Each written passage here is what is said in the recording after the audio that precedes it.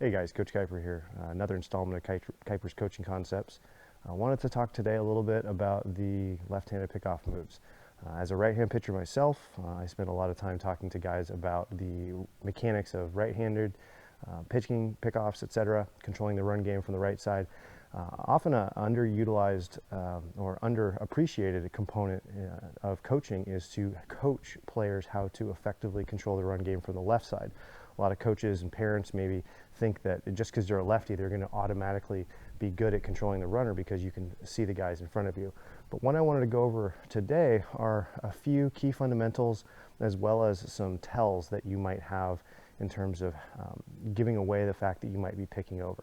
But let's start at the very beginning and say there's generally two types of guys when you're talking about left-handed pitchers and their pickoff moves. Either it's going to be what's known as a read guy, who has not decided whether or not he's going to pick when he lifts up his leg, or a preset guy who has predetermined that before he lifts his leg, he already knows if he's going home or he's coming to first. So let's get to the read guys first. We're not going to spend a lot of time on this because it's less common, first of all. And second of all, once you are a read guy, you can essentially wait and determine if you're picking over. And that's just to clarify. A read guy means if you're lifting up and you see that runner going, you can still make that decision to come over. You have not committed your weight and your weight transfer and your momentum to home. For the rest of us, the rest of the guys, a preset guy means no matter what the runner does on first movement, I've already committed my own mechanics in my body going home. So we'll talk later about how runners can take advantage of different types of lifts, different types of picks and pitchers. But for today, I'm going to focus a bit on the the preset guys. What do you do as a preset guy in your pickoffs to make it look either like your pitch or maybe you're giving away some information? So with that said, I'm going to go ahead and actually a couple other quick reminders. When you're delivering a pitch, if you're a preset guy, if you think about right-handers, and you talked in the other video about the different times in which you can break this, people know it as a slide step, I call them pops, but you want to be approximately 1.3 seconds or faster to the dish. So if you're a predetermined guy, if you're a preset guy as a lefty, you can't just do this super high leg kick and expect to be able to go home and then the guy's going to be out just because he got frozen or scared and didn't want to run.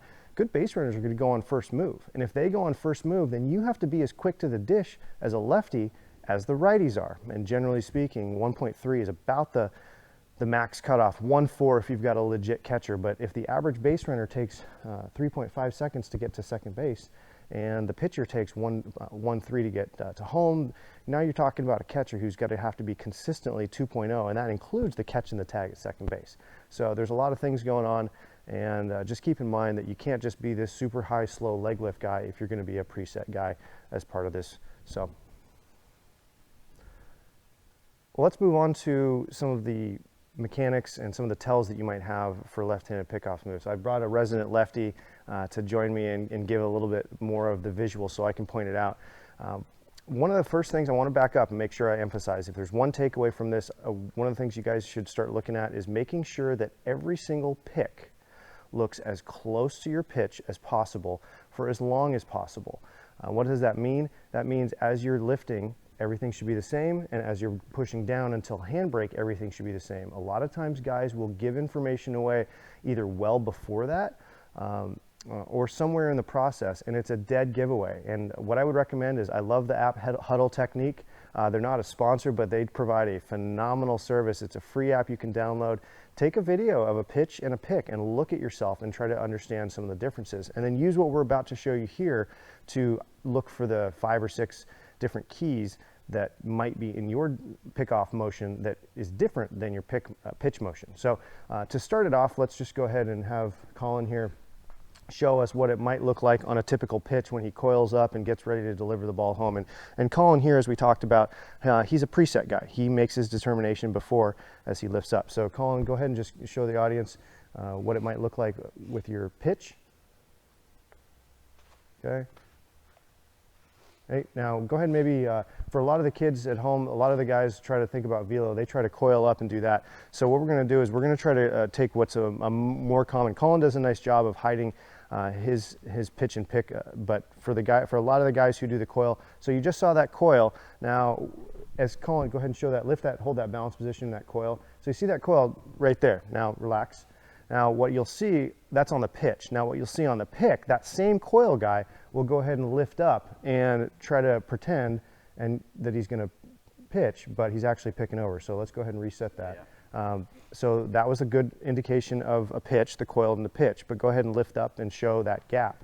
So one of the things you notice, when I say gap, one of the things you'll see is that front knee will be further over towards home on the pickoff because he's trying super hard not to cross over the pitcher's plate on his way over to first. So what they'll do is they'll lift up, and instead of being coiled, they'll be gap in the legs. So that's one of the most common tells that I see over as a first base coach and pitching instructor.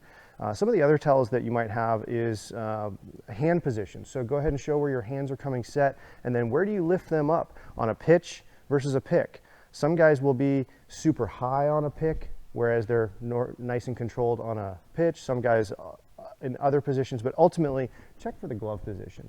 We talked earlier a little bit about this, but when I talked about being the same on your pitch and your pick all the way through handbrake, a lot of times what guys will do is they'll tip their pick by their shoulder position right after high point. They'll immediately come and they'll immediately turn their shoulders getting ready to go home. So once you show a pitch and a pick, of a bad pick that is, where guys give it away. So you can see how his front shoulder is focused in on home plate, but on a bad pick, you might see that front shoulder turn right toward first. You can either think of it as front shoulder, back shoulder, whichever one, because they're connected.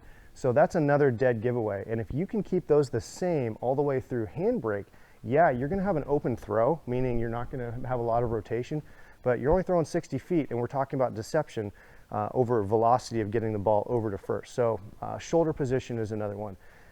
Posture, this is the one that kills me the most. I think it's the silliest because people do it just inherently. It's people want to act. People want to act like they're throwing a pitch, but they're really just picking over. Some of the dead giveaways is posture. That could mean a rounding of the back, a crunching of the shoulders. Colin, why don't you go ahead and show a pitch and a pick, guy pitching, and then you see some of these bad actors who are trying so hard to tell you that they're pitching that they actually show in advance that they're picking over. And they crunch up and they're trying to make it look like they're going to muscle up a fastball when they're picking over. It's a dead giveaway, but it happens. You'll see older guys do this, and it's just a subconscious thing. People don't even know what they're doing until they look at themselves on video. Some other ones are knee position, so the knee height. So some guys are going to pick or pitch at a certain knee height, but come over at a different knee height. The other is the flexion of the front leg. You might have not even the toe yet, but this front, here, go ahead and turn sideways. So if you lift up, it's a hard one to see from over there, but you might see a guy who's pitching with a certain knee flexion, but then might have a different knee flexion here. Usually it's gonna be a little bit more pulled in if they're picking over. Harder to see, but still something to look out for. And then keep on this same angle here, the toe position. What you'll see a lot of guys do is they'll pitch with that toe down nice and relaxed because they're getting ready to drive off that back leg and drive. We're gonna do a mirror image. We're gonna get ready to drive down the mound that way. But on this pick over to first base, they're gonna lift up and watch that toe. That front toe might flex up, and that's a dead giveaway there. So those are some of the tells. Did we hit them all? The head. Head, thank you, good reminder. So here's another one, kind of like the bad actors, this one's a little bit more conscious. A lot of guys will look at home if they're picking to first, or look at first if they're pitching to home, and they'll do it on and on and on again. This one's a real easy one to break. Just vary it up. It's not hard. You can figure it out. But anyways, we'll get on to a couple more of the follow wrap-up items in just a second, but these are going to be some of the tells that I think you guys should take a look out for. All right, so we're going to finish up with just some discussion about balk moves and that gray area. As a left-handed pitcher, you all have heard about the imaginary 45-degree line between home plate and and first base. But just one of the things I want you guys to do is as you're throwing over to first base, even if you're not in that 45-degree gray area danger zone, just get in the habit of walking it off towards first base to follow your throw. This is going to serve a few different purposes. One, it's going to stop you from short arming and potentially bounce it. But then also, if you do get in that gray area towards 45 degrees, by you walking off directly towards first, it's going to give the umpire a visual indication that you were going towards first and not towards home. So In this scenario, we've got Colin maybe go ahead and do a 45-degree pick and show what it looks like as you walk it off. And then walking maybe, so that was one where we see a guy walking at a 45. It gives the umpire an indication walking towards 45. But now, even if you step at the 45, now continue to walk on towards first base, you'll see it looks like you threw at less of a 45-degree angle. So that's the first thing. The other side of this, just to keep in the back of your head, is most of you guys who are watching this video are only working with a two-man crew. You've got the guy behind the dish, and then you've got someone either in the B or the C umpiring position. And in that scenario, it's going to be really hard for them to see depth. Now, I'm not necessarily advocating that you go and balk when you're doing these moves, but what you've learned from me in the other right-hand pick videos is we just need to understand what the umpire is calling a balk and what they are not. So if you do a move at 50 degrees and they don't call it, in that umpire's determination, you have not balked. Therefore, he's telling you it's a legal move. So we're going to go ahead and take advantage of that opportunity. Moving on to the other kind of left-handed pick balk move is what's happening with your lift leg. As you go ahead and lift, we're going to pretend that this glove right here is the pitching rubber. As you lift up, the moment that lift leg crosses over the pitching rubber, you must deliver the ball home. But again, here's where it becomes difficult. Most guys think that lift is if they break it with their knee or their shin, they have to deliver home, and that's simply not true. This is how Andy Pettitte made so many guys look silly at first base, because he would lift, he would take that knee, he would take that shin all the way over the pitching rubber, but not his foot, and then he'd come over to first. Okay, so as Colin will come up here, he can bring that knee over, and he can still come to first right now. Even though it looks like he's coiled and ready to go home, he can still go over to first. And again, reminder, you've got a two-man crew, guy behind the dish, guy in B and C.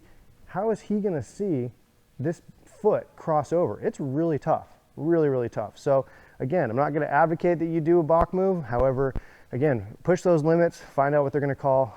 I hope this is valuable information for you guys. We went through just kind of some of the basics, and if I had to summarize the most important stuff, I'd say make sure that your pick looks just like your pitch for as long as possible, and ideally not only through balance, but all the way through handbrake. If you can get to handbrake and have your pick and your pitch looking the same, you're going to freeze that guy at first. Okay? We talked about a number of the tells, so do yourself a favor, take some video, compare your pitch and your pick, and you can just do this on flat ground. You don't need a mount. You can very quickly determine what you might be giving away in terms of information. And then the last thing is on these borderline balk moves, understand what the rules are, understand how you follow a throw to first, and then understand the umpiring position. All right, thanks guys.